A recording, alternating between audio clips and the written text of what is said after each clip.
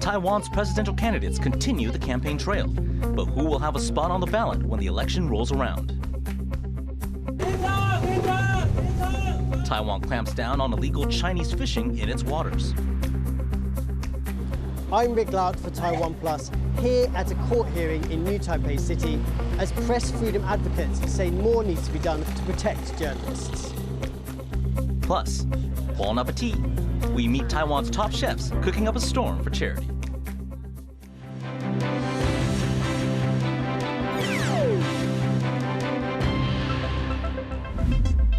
Good evening and welcome to TaiwanPlus News. I'm Eric Gao.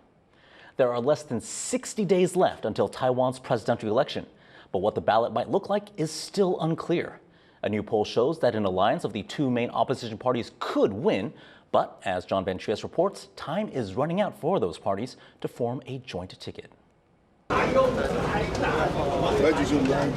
It's another day on the campaign trail for Ko Wen-je, the man who would be Taiwan's first ever president from outside the ruling DPP or main opposition KMT. But there's a special urgency in today's events. Just under 60 days from the election, the latest polls show Ko has a shot at winning, but not without help. The pollsters are assuming what many voters unhappy with the current government are hoping for, that Ko from the Taiwan People's Party teams up with the other main opposition party, the KMT. They find that a joint ticket would win, but if they don't cooperate, the ruling DPP's Lai Ching-te looks set to claim victory. Still, there's no agreement on any possible team-up. The KMT has its own candidate, Ho Yo-yi. One will need to drop out of the race and run as vice president for a joint ticket to work. And while both sides have come around to the idea of using a poll to figure out who that should be, they still don't agree on the details of how to conduct it. Ko's decided it's now or never. Ko and the KMT have agreed to meet on Wednesday, but the KMT's chair and its candidate Ho Yo-yi are keeping quiet on any details. 还在协商，协商没有中断。国民党已经拿出最大的诚意善意，也希望能够让柯主席能够更积极的加入这样一个团队的行列里面。All eyes then will be on Wednesday's meeting, with polls showing its success or failure could dictate the election and Taiwan's course for the 4 years to come. Kama Xu and John Van Trieste for TaiwanPlus. Chinese fishing boats sailing too close to Taiwan's outlying islands are being seized and sold at auction. Reese Ayers has more. A Chinese fishing boat caught on video by the Taiwanese Coast Guard illegally fishing off the coast of Taiwan's outlying islands. 登检查获一艘遮蔽船舶编号，并且正在下网作业的闽全台渔船，在完成调查后，函送海巡署舰队分署裁罚。 The boat's 6 crew members were arrested and have been slapped with fines over $18,000. Over the last few months, hundreds of Chinese fishing vessels have been expelled from the waters around Taiwan, with 14 being detained between August and October. Many such incursions happen around Taiwan's outlying islands. The Matsu archipelago lies about 15 kilometers from China's mainland, and the island of Jinmen just 10 kilometers, where the most recent incident took place. Detained vessels face large fines from the Taiwanese authorities, and their crews can end up doing time in prison. The Coast Guard have also taken to auctioning off seized boats. 在马祖当地也引起了大家的讨论。南竿乡的村长他就是说，他要用公告的这个底价来买。 Despite the fines and arrests, many Chinese fishing boats continue operating in Taiwanese waters, prompting the authorities to consider how effective their current deterrents are. Patrick Chen and Reese Ayers for TaiwanPlus. A survey has found that 90% of people in Taiwan have seen parents excessively scolding or even hitting their children in public. The survey was conducted by the Child Welfare League Foundation, and it showed that people most often see such abusive behavior happening in department stores, supermarkets, and convenience stores. Taiwan's health ministry says nearly 12,000 child protection cases were reported last year, or an average of over 30 cases every day. The foundation is calling for more places in Taiwan to be no-hit zones, spaces where hitting a child is strictly off limits. For more on child mistreatment here in Taiwan, our reporter Jeremy Olivier spoke with Dr. Frank Liu, the director of the Child Protection Center at National Taiwan University Hospital. This survey from the Child Welfare League Foundation found that 90% of people in Taiwan have seen some form of child abuse happening in public.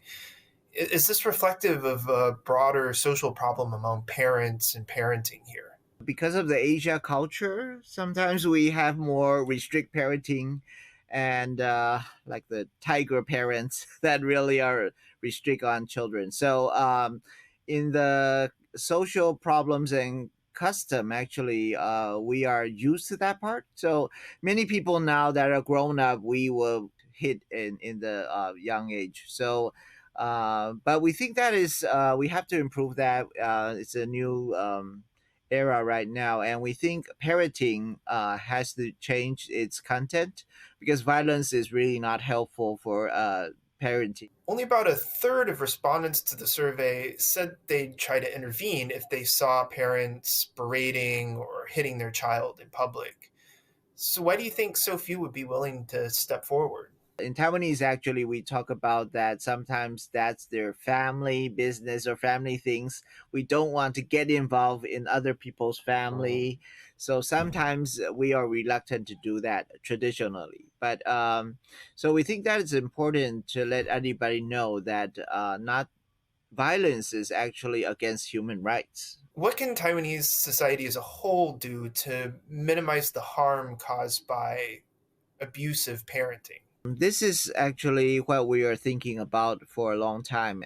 And especially for when we're talking about child abuse and neglect, we have a law which is agreed to let the parenting to do physical punishment. I think the Ministry of Justice actually is coming out with a revised law and regulation. And the thing is very important is we provide more support for parents. Actually, they take care of the children. They have lots of stress and issues. So sometimes when it's their temper comes out and hard to control, actually, they will use a kind of violence. So how to give a positive parenting influence and let everybody understand the more details and skills, I think is also something the society can do together. That was Dr. Frank Liu, director of the Child Protection Center at National Taiwan University Hospital, speaking with our reporter Jeremy Olivier. A local journalist says she has faced repeated harassment and intimidation after reporting on a scandal surrounding one of the country's biggest basketball teams. As Rick Lauert explains, this case has become a rallying point for people pushing to protect press freedom here in the country. Here at a court in New Taipei, free speech advocates are calling for better protection of journalists. It's the first court hearing in a high-profile case in which a Taiwanese reporter says she faced intimidation and harassment for reporting that one of the country's largest basketball teams was getting funding from China, which is illegal here in Taiwan. She's now suing one of the team's ex-managers and 6 others. 特别恶劣的地方是我们看到了他6次对于记者以及媒体机构发动这个诉讼。那这诉讼里面每一次机构这个球团到最后都败诉，机构都胜诉，记者都胜诉，但是他还是坚持不断的这个发起诉讼。那我们认为这就是一种文明的施压，对于记者的施压。 Taiwan's government often touts the country as a protector of free press and a haven for the region's journalists. But the reporters and press freedom advocates here say the reality for reporters is somewhat different. They're calling out the hypocrisy and saying more needs to be done to protect a free press.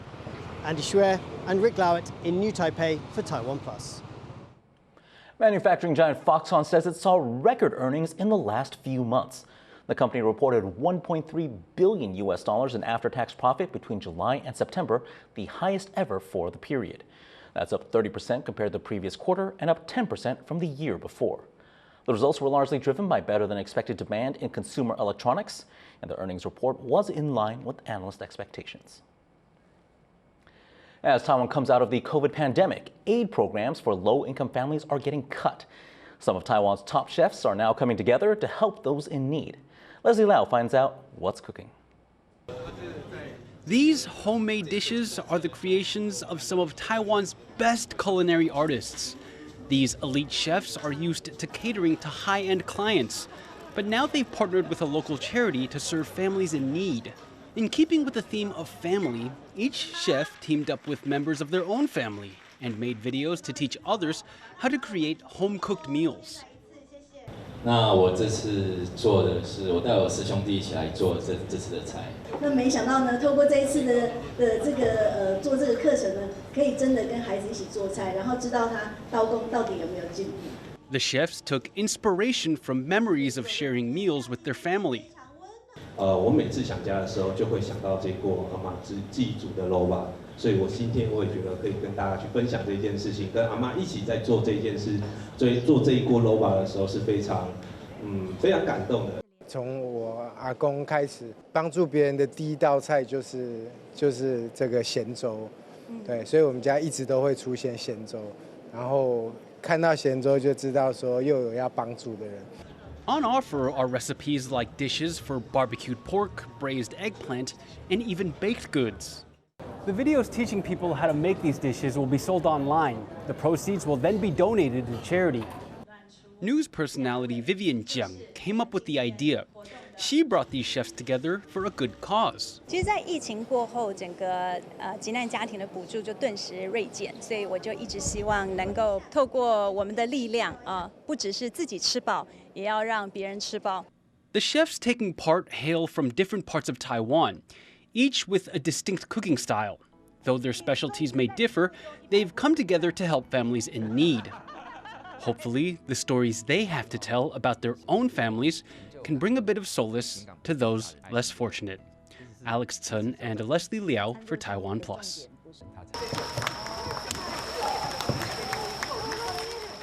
After the break, Japanese fishers turn to innovative techniques as climate change threatens their ancient tradition.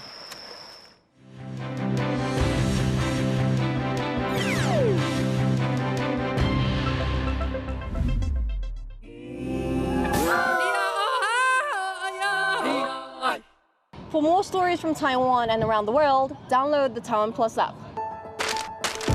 In the face of adversity, the power of truth.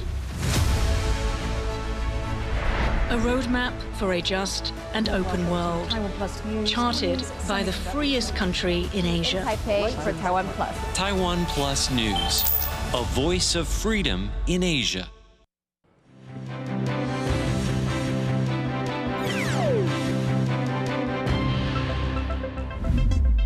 Welcome back. This is TaiwanPlus News. Indonesian President Joko Widodo has appealed to U.S. President Joe Biden to do more to end the, quote, atrocities in Gaza. Widodo called for a ceasefire in the Hamas-Israel war when the two leaders met at the White House. This comes as Gaza's humanitarian and healthcare crisis continues to escalate during Israel's unrelenting attacks on the territory. Over 11,000 people have been killed in Gaza in the Israel-Hamas war thus far. Israel launched a counterattack on Hamas, the militant group controlling Gaza, after they killed around 1,200 people and abducted 240 more on October 7th. Washington and Seoul have updated a security agreement, and that change would help the U.S. mobilize quickly to defend South Korea against an attack from North Korea. U.S. Secretary of State Lloyd Austin is in Seoul for annual security talks with his South Korean counterpart. They've discussed boosting nuclear deterrence and how to begin three-way defense exercises with Japan. The U.S., Japan, and South Korea recently also announced a plan to start real-time information sharing on North Korean missile launches as Pyongyang ramps up weapons tests in the region. For more on how this information sharing could affect security in the region, our reporter Jaime Okan spoke to Jada Fraser, an independent defense analyst based in Tokyo. The US, South Korea, and Japan have agreed to exchange information in terms of operating together. How significant is that? Well, information sharing is really central to allied interoperability. So this step that the three countries are taking to streamline information sharing is really essential to improving the way that the United States, Japan, and Korea are able to both detect and track missile launches by North Korea. So currently, Prior to the decision to operationalize trilateral early warning missile data sharing, what would happen is the U.S. would have to share information with Korea through a separate mechanism, and then share that information with Japan through a separate mechanism. And so what this decision does is essentially link those two separate systems to allow the United States, Korea, and Japan to immediately and seamlessly share information. So after this is operationalized, which is supposed to happen in the next few months, Japan, Korea, and the U.S. are going to be able to more accurately detect and track projectiles, as well as respond to them more quickly. This whole push for trilateral cooperation started with the Camp David summit back in August. Are the United States and Japan and South Korea making headway in increasing that cooperation? So I think President Biden really hit the nail on the head when he said after the Camp David Accords, which was the historic meeting between President Yoon of South Korea, Prime Minister Kishida of Japan, and President Biden of the United States. At the end of the Camp David Accords, he said that, all three countries are not only stronger as we stand together, but the world is also safer. And I think that symbolism really rings true. I think when you look at actions that countries like North Korea and China have taken to drive wedges, not just only in the U.S.-Japan alliance and the U.S.-Korea alliance, but also to try and drive wedges between Japan and Korea to try and prevent this kind of trilateral cooperation taking place. And with the U.S. pledging to be more committed and consult on regional security issues in that area, how does a country, let's say like Taiwan, benefit from increased security cooperation there? So in this commitment to consult, it doesn't narrow out and say specifically only for a North Korean missile test or something involving a North Korean security threat. It covers all regional security challenges. And so, for instance, if we think of a potential Taiwan scenario, of course, this commitment to consult doesn't obligate Japan and Korea to respond militarily alongside the United States. But what it does include is it implicates all three countries' governments to share information, to coordinate responses, and to align their messaging on a whole range of potential threat scenarios, to include a potential scenario of the PRC invading Taiwan. That was Jada Fraser, a defense analyst based in Tokyo, speaking to our reporter Jaime Ocon. APEC finance ministers have agreed to pursue economic growth in a sustainable way. At a meeting in San Francisco, U.S. Treasury Secretary Janet Yellen called on member states to transition to low-carbon energy and to provide more opportunities for the disadvantaged. APEC members have affirmed a shared interest in pursuing policies that expand the productive capacity of our economies while also achieving outcomes like reducing inequality and protecting the environment. Meanwhile, Taiwan is reportedly trying to secure a one-on-one meeting with U.S. President Joe Biden at the APEC summit. Wellington Gu, the head of Taiwan's National Security Council, said that Washington and Taipei are discussing a meeting between Biden and Taiwan's APEC representative, TSMC founder Morris Tsang. Taipei and New Delhi are moving closer to a deal to allow Indian workers to find jobs here in Taiwan. TaiwanPlus reporter Stash Butler spoke to Indian academic Nikita Aditya about some of the challenges facing that pact. Taiwan has received criticism internationally for the way that it's treated some of its migrant workers, those migrant workers currently coming from Indonesia, Vietnam, the Philippines, and Thailand. Won't Indian workers, see those reports and think, why should I be going to Taiwan? So the fact remains that the minimum wage that you have in Taiwan is still significantly higher than what it is in India. And India needs to produce a large number of non-agricultural jobs in order to take care of the unemployment rate in the country. So it is a win-win situation for the Indian worker. So I think it's also a very effective way for India, diplomatically, to resolve what could become a big domestic issue of unemployment. Is this good for Taiwan's existing workers, or is this just a way for employers to keep wages, which are already relatively low here, as low as they are. The Indian workers are going to be used in, their services are going to be used in very specific sectors. So we're looking at agriculture, for instance, we're looking at construction firms where there is actually a shortage of supply of local Taiwanese labor. So I don't think that they're taking away something because it doesn't exist to begin with. There is a shortage of supply of Taiwanese labor in very specific industries. Taiwan also, I think we're looking at a population that is going to be super old, a country that's going to be perhaps super aged. So you need workers then. You know, it's just not a question of the local workers getting an unfair deal, because there is a shortage there, and there will be further shortage of local workers. That was Nikita Aditya from the University of Delhi speaking to TaiwanPlus reporter Stash Butler. An ancient style of bird fishing is famed in Japan, but as Laurel Stewart explains, climate change is making it harder to continue that tradition. In the dead of night, fishers and seabirds work together under firelight to catch sweet fish. They're on central Japan's Nagara River, doing a type of fishing called ukai, once common across the country. The fire is used to surprise sleeping fish, and then the birds catch them as they swim away. だいたい暗くなってから日が落ちてね、まあ芝が見えなくなるぐらいだったら、まあそろそろ愛が寝静まってきた頃だから鵜飼いをやろうかといった感じで係に火を飛ばして鵜飼いを開始すると。そうするとこうびっくりしてね、愛がこうドドってこう光に照らされて逃げ惑うわけですね。Training the birds is no easy feat. The birds follow the fish's command to catch fish, and the leash around their neck stops them from swallowing the bigger fish. The birds are then coaxed into releasing the fish for their masters. It's a fishing method that's been passed down for generations. Adachi is his family's 18th generation of ukai fishers, and he's one of only 48 people left in Japan carrying on the 1,300-year-old tradition. But as the planet warms, the weather and the rivers the fishers and their birds rely on are no longer predictable. Heavy rain has made the rivers more prone to flooding and the waters stronger. Adachi says he's seen the environment and the fish change.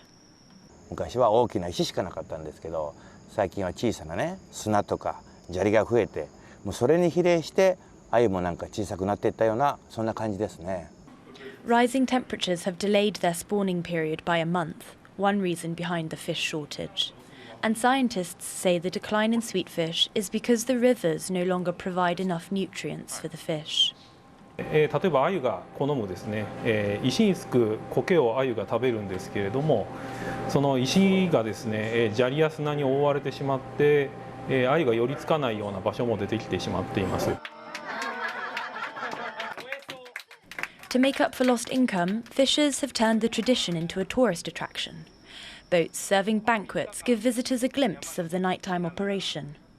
But even this business depends on a reliable climate. 洪水があった時には、長良川鵜飼の観覧船が、長良川の河口まで流されてしまったりということで、しばらく開催できない期間があったりとか。As bird fishing and its tourist offshoots have become less reliable, an organisation to support economic development has set up platforms to try to continue the viewing experiences. Fishers aren't yet sure how successful they'll be. And as the climate crisis continues to impact the natural environment in unexpected ways, they'll have to stay innovative to ensure their fishing tradition doesn't slip away. Chris Ma and Laurel Stewart for TaiwanPlus. A rescued Formosan black bear has been released back into the wild after recovering from having a paw amputated. Formosan black bears are Taiwan's only endemic bear species, and they are endangered. Only between 200 to 600 are estimated to be living in the wild. Forestry officials are working to protect the animals, and they have asked local communities to remove hunting traps. They've attached tracking tags to this bear before freeing it. 野放之后呢，我们会透过监测的团队去做一些卫星发报器的监控。那如果黑熊在发报的过程当中呢，有靠近部落或是有临近林道的时候呢，都会做一些驱离的动作。Workers at Taiwan's government-run zoos are set to get their first pay raise in 3 decades. Here's the story. Being a zookeeper isn't easy. They have to prepare the animals' meals, clean their enclosures, and give them medicine when they're sick. All that for very little pay.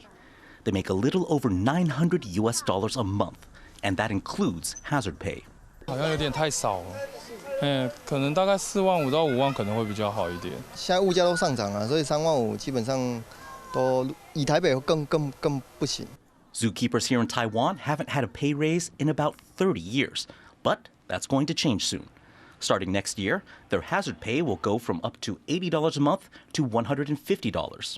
蛮开心的，因为我们平常除了要照顾他们的生活起居之外，还要一些展场的维护啊，或者是一些突发状况，比如说动物的迁移，还是说要搬到某个地方，需要很多的劳力、跟体力、跟精神。Even with that pay bump, zookeepers will still have a heavy workload. In an ideal situation, they should each be caring for about a dozen animals. But in Kaohsiung's Sosan Zoo, they're responsible for about 20. It may take more than this small pay raise to address this staff shortage and get more people into the field. And that's it for Taiwan Plus News. Thanks again for joining us. Look for more of our reports online or on our social media. Finally, check out this festival in Pakistan, celebrating its indigenous heritage. I'm Eric Gao, and we'll see you later.